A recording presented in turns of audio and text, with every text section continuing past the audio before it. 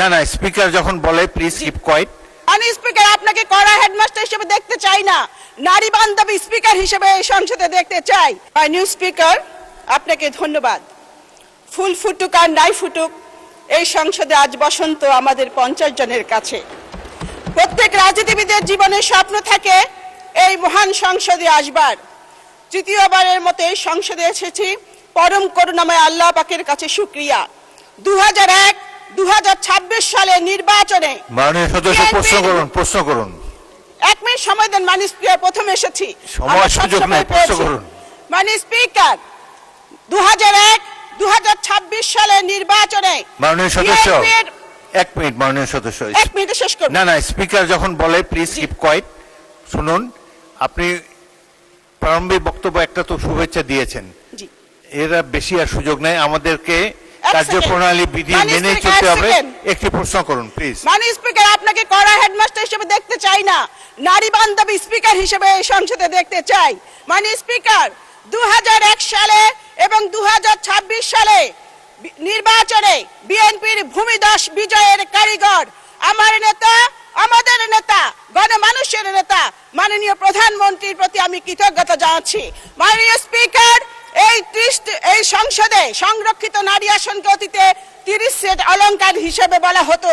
এই কারণে স্বৈরাচার এরশাদ লজ্জায় শরমে সাংবাদিক শফিক রহমানকে গ্রেপ্তার করেছিলেন।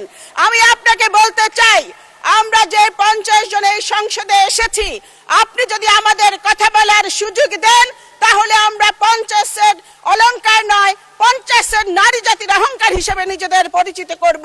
মাননীয় স্পিকার, আজ থেকে 30 বছর আগে আমি আপনার নির্বাচনী এলাকার জনসভায় মাননীয় সংসদ নেতা শপথ সঙ্গী হয়ে বক্তব্য রেখেছিলাম। আমি আপনার আকাশচুম্বী জনপ্রিয়তা দেখেছি। আপনি 7 বার এমপি হয়েছেন, আমিও আপনার মতো 7 বার এমপি হতে চাই। এই কারণে এই সংসদে কথা বলার সুযোগ চাই। মাননীয় স্পিকার, এই প্রত্যাশায় আমি মন্ত্রীর কাছে প্রশ্ন করতে চাই যে মাননীয় মন্ত্রীর কাছে আমার প্রশ্ন, Chittagong chemical complex, Khulna news print mill, Dhaka leather complex দীর্ঘদিন ধরে বন্ধ রয়েছে, এগুলো চালু করার কোনো পরিকল্পনা বর্তমান সরকারে আছে কিনা মাননীয় মন্ত্রী বলবেন কি? ধন্যবাদ মাননীয় স্পিকার। 1 মিনিট মাননীয় মন্ত্রী। সংসদ পরিচালনা হবে কার্যপ্রণালী বিধি মোতাবেক। এই প্রশ্নোত্তর পর্বে একটি প্রশ্ন করার সুযোগ আছে, আপনারা প্রশ্ন উপরেই থাকবেন বলে আশা করি। এখানে রানা আক্তার রানু যা বলেছে সেটা আমি ধরে নেব যে সকল সংরক্ষিত আসনের মহিলা সদস্যের বক্তব্য, সুতরাং এটার পুনরাবৃত্তি করার আপনারা চেষ্টা করবেন না।